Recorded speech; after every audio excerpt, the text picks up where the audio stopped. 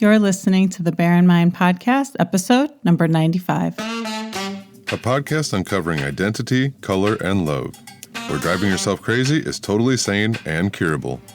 Now your host, T. Bias. There are so many lies taught to us about emotions, and in particular, anger. We are often told that we can't control how we feel and that anger needs to be managed. So we have a lot of anger management programs. And this lie I read about in a book. I'm reading a parenting book, and it's about being calm with your kids and not yelling at them. And so I was reading this more from a research perspective, but also to get tips on how to be less frustrated with your kids. And so far, I really liked the book.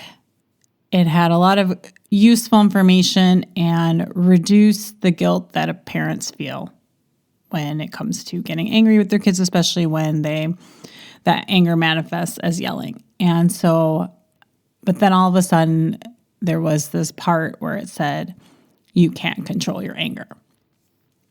And I have a question for you, is that if you weren't angry at anyone, it could be your kids, but it could be at anyone, would you yell? Or would you say something you didn't want to say, or any of the actions that you take when you're angry? Would you do those things? And the answer is probably no. If you weren't angry, you wouldn't yell, you wouldn't say things you didn't mean, or name call, or maybe even lie. And if you really think about it, you could stop being angry. Wouldn't that be great? Then none of these things would actually happen. You wouldn't be taking those kind of actions. And the big lie here is that you can actually not be angry. You can actually stop being angry. As if we have no control over our feelings, and that what we need to control is our actions. And if you've ever been on a diet and desired all the things that are not on the diet to eat, you have the desire, and then you take the action of eating it. And it comes from the desire, the urge to eat something. If you didn't desire that food, if you didn't desire chocolate, you wouldn't eat the chocolate. It wouldn't be a problem. You could be around chocolate. You can go to a party where they had chocolate. The same is true with anger. If you weren't angry, you wouldn't yell. You wouldn't do the things. You wouldn't say nasty things. You wouldn't get into an argument with your spouse. And the truth is that we can actually control our emotions. And this is something that it's like as if we have no control. Oh, we feel this way, and we have no control how we feel. And all we need to do is just manage our behaviors around it. And the thing is, we do control how we feel.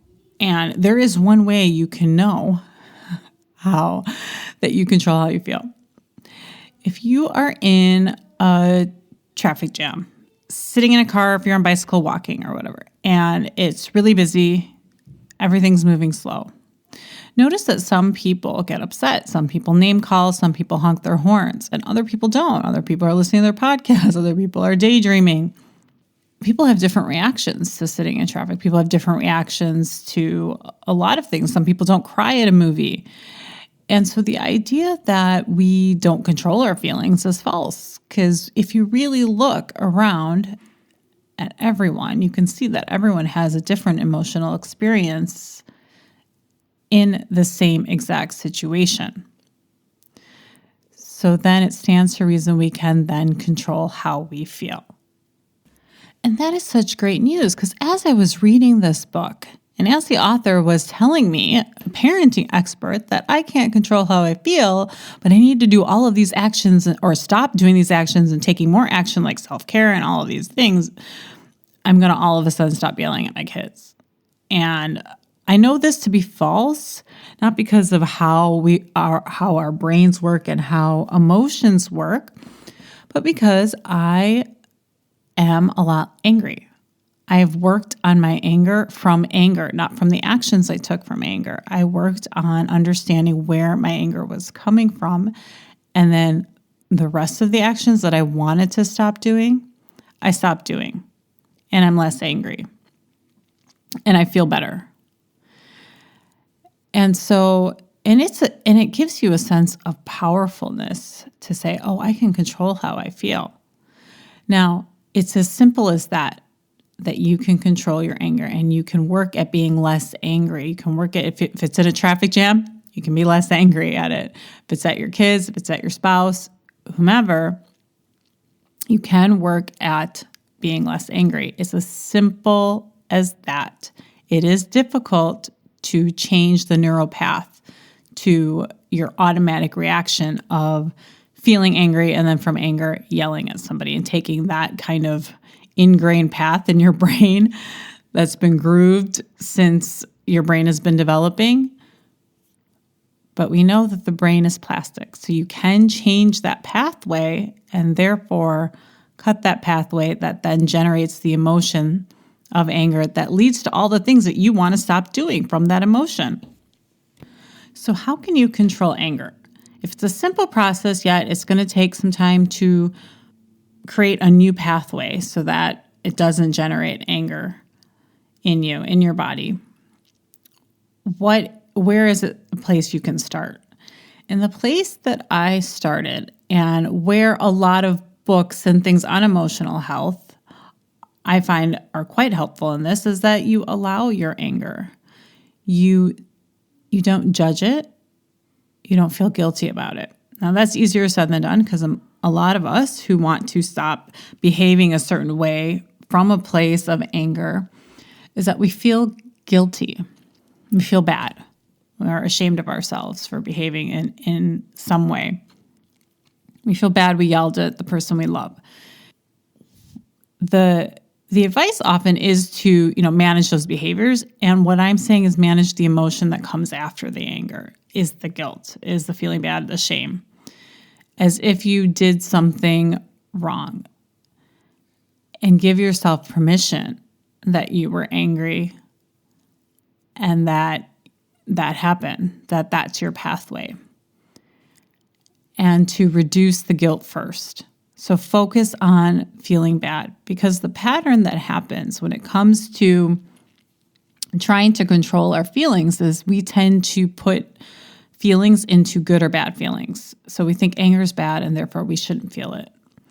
And controlling anger and reducing your anger doesn't mean that you eliminate anger. It means that you understand where it's coming from, take ownership, and then can choose a different way of handling that emotion later on. But the first thing that needs to happen is all that judgment that comes around with the emotion.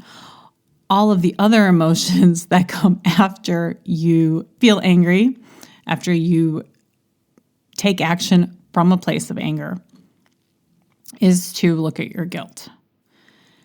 And because the pattern that happens is anger, guilt. So you get angry, you feel guilty for a few days, you seem really calm, and then things build up, and then you're angry again. And then you feel guilty, everything's good for a week, couple weeks maybe even, and then anger comes up again. We think that if we got at the root cause, anger, if we tackled that first, the behaviors we take from anger, which is what most advice, most self-help will tell you, is manage the anger and then you'll get rid of the guilt. And the opposite is true. And I know this to be true because when I stopped feeling guilty and I managed the guilt and I said, okay, I'm going to allow myself to feel angry, I was then able to access why I was angry. Because right now, guilt is covering up your anger. Shame, all of that kind of thinking, those emotions are covering up accessing the wisdom from anger. Because almost all emotions, there is an element of wisdom. And we can't tap into that when you're feeling bad, when you're beating yourself up. You can't see why you're angry. You can't see what led to the anger. You can't take ownership for the anger. You can't do all of the things that would actually help you control anger. Because you need to understand what is triggering you, what's triggering anger inside of you. And that comes from tapping into your own wisdom. And for each person, that's going to be different why they get angry. And so you can only do that when it's not, I want to say, blocked or overrun by all of that guilt. So give yourself that permission to be angry.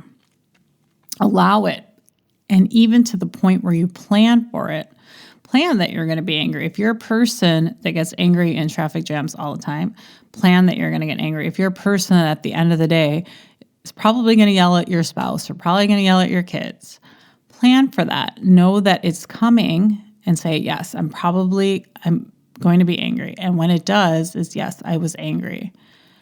And from there, you can use hindsight to look back on it. Instead of sitting in guilt, you can then go into and look back at, okay, I knew I was going to be angry in this. Why was I angry? What were the things I was thinking? Where was I when the action I took happened? Where was I in my mood? And things like that. You can access a lot of stuff that way. And so tackle the guilt, not the anger. And I'll check back with you next week. Thanks for listening. Listen for a new episode next Tuesday by subscribing on your favorite podcast platform. Bye for now.